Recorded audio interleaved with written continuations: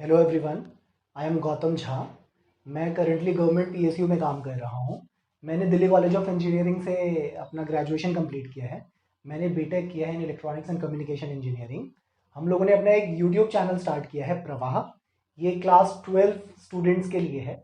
इसमें हम लोगों ने क्या किया है कि मैथमेटिक्स का पूरा एक कॉम्प्रिहेंसिव हम लोग लेक्चर तैयार कर रहे हैं।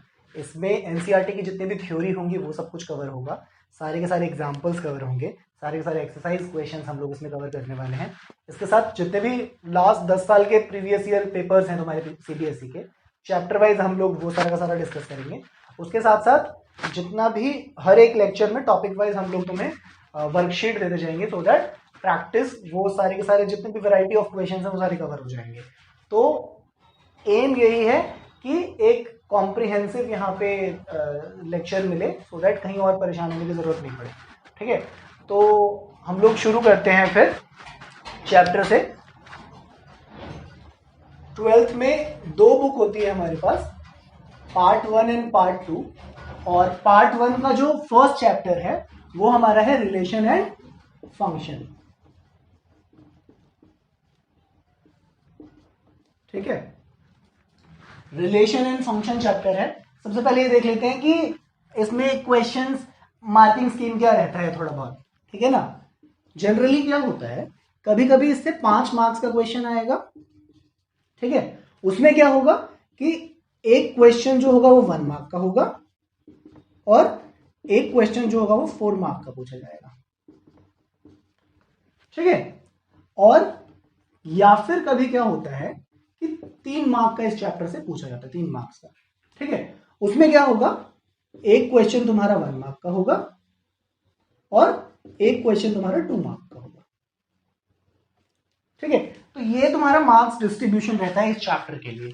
तो देखते हैं कि हम पूरा का पूरा कैसे स्कोर कर सके। ठीक है, तो इसमें जो फर्स्ट जैसे वर्ड आप देख रहे हो कि भाई रिलेशन हमें पढ़ना है।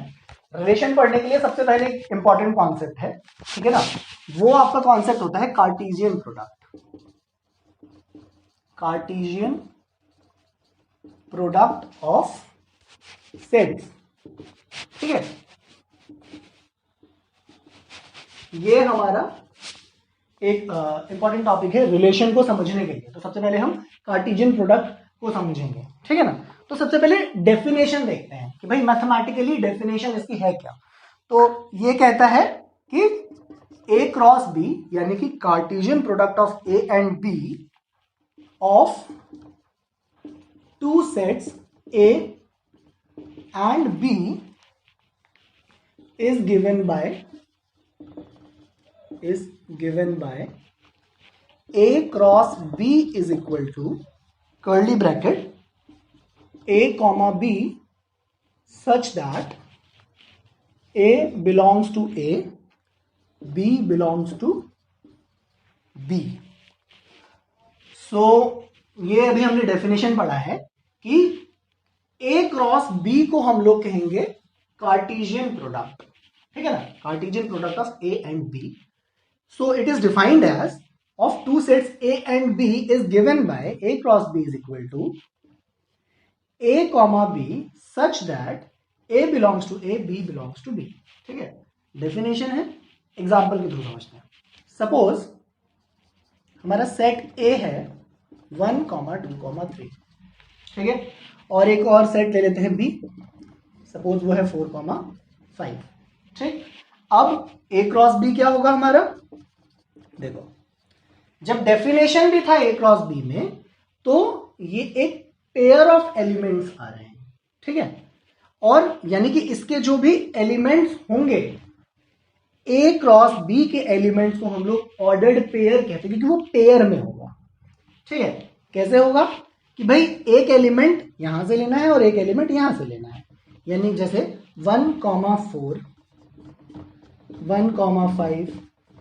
ठीक है, अब और बी में कोई एलिमेंट नहीं बचा, अब ए का दूसरा वाला एलिमेंट ले लो 2, तो 2 के साथ देखोगे तो 2, 4, 2, 5। फिर 3 के साथ देखोगे तो 3, 4, 3, 5। ये मैंने क्या किया है, मैंने ए क्रॉस बी निकाल लिया है। ठीक है, ये और ये चीज सेम है, ठीक है ना। ये तो मैंने समझा दिया एग्जाम्पल लेके, तो समझ में आ गया। ये चीज समझ में नहीं आती है, क्या कहना चाह रहा है, एक बार फिर से डेफिनेशन पढ़ते हैं। ए क्रॉस बी जो सेट होगा उसके अंदर जो एलिमेंट्स होंगे वो एलिमेंट्स पहली बात तो पेयर में होंगे, ऑर्डर्ड पेयर में होंगे, ठीक है ना। देखो पेयर में है ये, पेयर में है ये, ठीक है। ये एक एलिमेंट जो होगा ए क्रॉस बी का, उसको हम ए क्रॉस बी में उस एलिमेंट ना कह के हम उसे ऑर्डर्ड पेयर कह देते हैं, ठीक है ना, क्योंकि पेयर में होगा। तो ए कॉमा बी आएगा, यानी कि पेयर में चीजें आएंगी, सच दैट इस वाले ये जो कॉलम है इसको हम कहते हैं मैथ्स में यहां पे सच दैट, ठीक है, सच दैट ए, इसका जो पहला एलिमेंट होगा ए, वो बिलोंग करेगा इस वाले सेट से, वही कर रहे हैं इस सब में जो फर्स्ट एलिमेंट ले रहे हैं वो यहां से ले रहे हैं, ठीक है। ए, इस साइन को हम कहते हैं बिलोंग्स टू, ठीक है ना। तो ये इसको A belongs to A and B जो है वो बिलोंग करेगा बी से, तो वही कर रहे हैं। ए से एक एलिमेंट उठा रहे हैं 1 और बी से अगला एलिमेंट ले रहे हैं, तो 1,4 बना दे रहे हैं, 1,5 बना दे रहे हैं, फिर अगला 2 ले रहे हैं, 2,4 2,5, फिर 3 ले रहे हैं, 3,4 एंड 3,5, ठीक है। तो ए क्रॉस बी हमने डेफिनेशन भी समझ लिया और कैसे ये निकला है वो भी समझ लिया। एक चीज जो समझने वाली चीज है कि ए क्रॉस बी में ये जो एलिमेंट्स होते हैं ये एक्चुअली में पेयर्स में है, पेयर्स में है, इसको हम कहते हैं ऑर्डर्ड पेयर्स, ऑर्डर्ड पेयर्स। अगर मेरे से कोई पूछता है ए क्रॉस बी में कितने एलिमेंट्स है, इसका मतलब वो मेरे से पूछ रहा है कि ए क्रॉस बी में कितने ऑर्डर्ड पेयर्स हैं।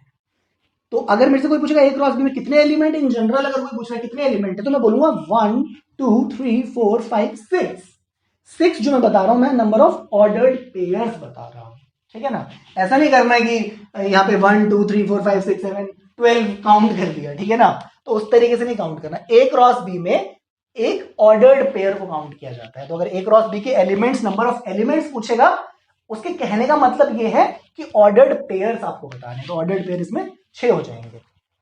अब एक इंपॉर्टेंट चीज मेरे को ये बताना है कि ऑर्डर्ड पेयर का क्या स्पेसिफिक है, मतलब ऑर्डर्ड पेयर जब कह रहे हैं तो ऑर्डर्ड पेयर का मतलब है कि ऑर्डर जो है, जो सीक्वेंस है वो मैटर कर रहा है।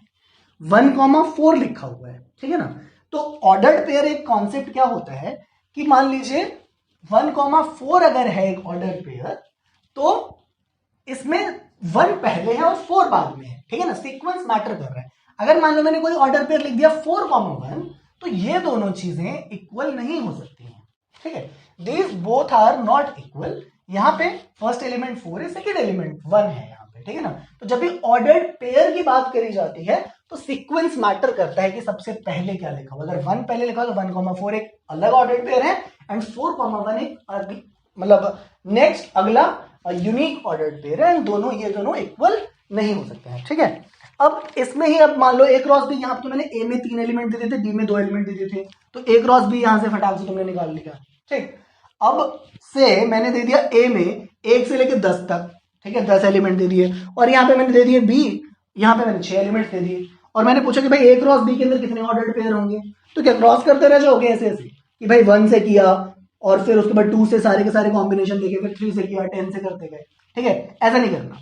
तो इसके लिए भी हमारे पास फॉर्मूला होता है कि अगर कोई भी एक सेट ए दे रखा है, उसके अंदर अगर नंबर ऑफ एलिमेंट्स दे रखे हो, बी में अगर सेट दे रखा हो नंबर ऑफ एलिमेंट्स दे रखे हो, तो ए क्रॉस बी में कितने एलिमेंट्स हो सकते हैं वो हम बिना ए क्रॉस बी किए ही बता सकते हैं। तो क्या चीज रहेगी,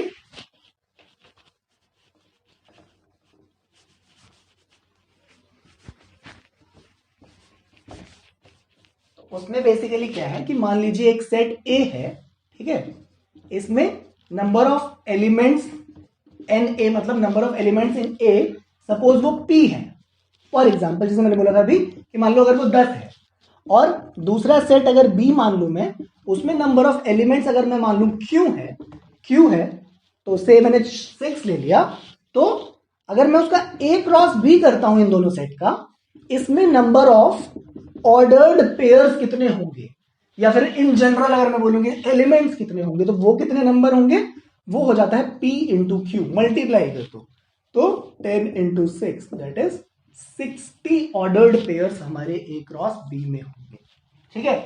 तो ये पूरा कॉन्सेप्ट था कार्टेशियन प्रोडक्ट का, किसी भी दो सेट का, ठीक है। ये इंपॉर्टेंट था बताना रिलेशन को बताने से पहले। तो इस लेक्चर में इतना ही, ठीक है। तो अगले लेक्चर में हम लोग क्या करेंगे, अब रिलेशन पे जाएंगे कि भाई रिलेशन क्या है, क्यों हमने कार्टेशियन प्रोडक्ट यहाँ पे बताया, ठीक है। तो ये जरूरी था इतना बताना आज के लिए। सो अगले लेक्चर में अब मिलते हैं, और तब तक के लिए आप लोग थोड़ा सा उसकी थ्योरीज पढ़िए, ठीक है। और चैनल को हमारे शेयर कीजिए, सब्सक्राइब कीजिए, लाइक कीजिए अगर आपको अच्छा लग रहा है तो, ठीक है। और जो भी जेन्युइन कैंडिडेट्स हैं, तुम्हें लग रहा है कि यार से होम ट्यूशन नहीं मिल पा रही उसे, या कोई ट्यूटर नहीं मिल पा रहा तुम्हें, या बड़ी टेंशन हो रही है कि यार बोर्ड देना है इस बार का, और 6 महीने हमारे ऑलमोस्ट 3-4 महीने निकल गए हैं, ठीक है ना। तो शेयर कीजिए ज़्यादा से ज़्यादा एंड चैनल को सब्सक्राइब कीजिए। Thank you so much.